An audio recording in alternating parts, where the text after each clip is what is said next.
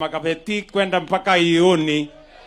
Huyu mbunge wenu Caleb aliniambia tuweke hiyo barabara lami. Na nimekuja hapa na contractor leo. Tuweke hiyo contractor lami, hii Machakos yenu iweze kutembea.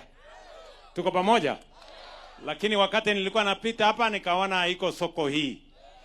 Huyu Caleb mbunge wenu aliniambia kwamba tuwajengee soko hapa. Mnajua nilisema mahali mzuri. Afanye biashara mahali kuna heshima, mahali kuna maji, mahali kuna stima, mahali kuna choo, mahali kuna usafi. Hiyo ndio maana ya hii soko.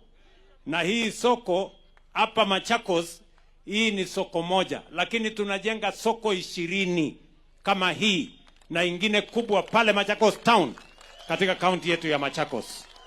Tunaelewana? Na tunajenga hizi masoko kila sehemu ya Kenya.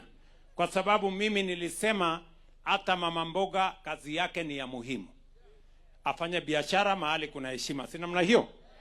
Kwa hivyo huyu contractor nasikia anaregea. Sasa nitaenda nimunyoroshe. Hii soko, hii kazi imebaki hapa ni ya miezi 2 peke yake. Amalize hii soko, wamama waingie ndani kwa sababu mama moja amesema hapo karibu aligongwa siku ingine hapa. Ni kweli Kuna gari ilipoteza network ikagonga nyinyi? Hiyo ni makosa sana. Lakini sasa hii soko nitaharakisha ndio muweze kuenda pale, muache kukaa mahali kuna hatari. Si namna hiyo? Na mimi nataka niwaambie watu wa Machakos, mimi niliamua ya kwamba ile siasa ya ubaguzi na chuki na ukabila tutavutilia mbali. Kila sehemu ya Kenya ni ya muhimu. Nyinyi mnanielewa? Na hatutaki siasa ya kugawanya wananchi. Tunataka siasa ya kuunganisha Kenya.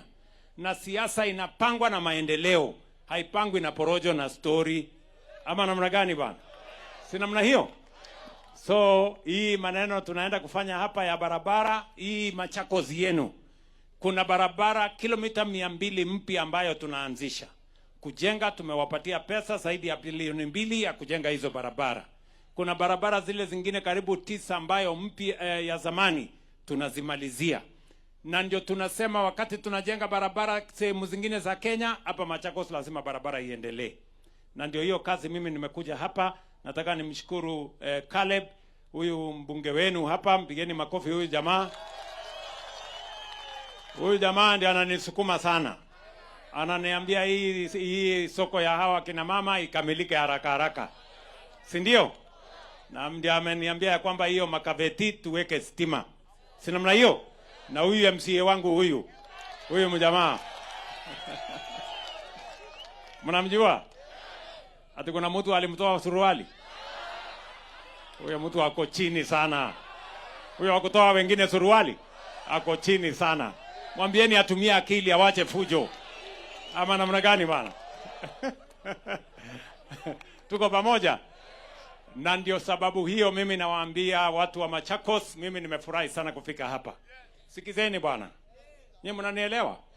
Hii Machakos hii tumeweka shilingi bilioni 35 kuwajengea mambo ya soko, ya stima, ya mambo ya hostels ya watoto wenu. Na kazi inaendelea kama hii. Kila sehemu ya hapa Machakos County. Ya stima inaendelea, ya barabara inaendelea. Ile ya SHA nimesema kila mtu ajiandikishe ndani ya SHA. Ndio ukikuwa mgonjwa uende hospitali utibiwe, uende nyumbani, SHA ilipe gharama ya hospitali ya kila mwananchi. Sijui kama tunaelewana. Nyinyi mko tayari?